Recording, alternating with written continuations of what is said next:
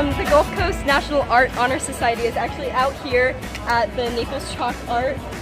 We have this great piece that we've been working on for quite a while, actually, planning some of the famous celebrities that have died recently, so we just thought this would be a great way to honor them.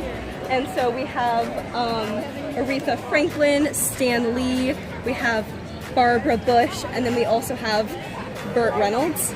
And so last year actually we got 3rd place, and we're trying to place again this year. All of the money that we win, if we get any, goes directly to our art and to the art classes at our school, and then to the National Art Honor Society.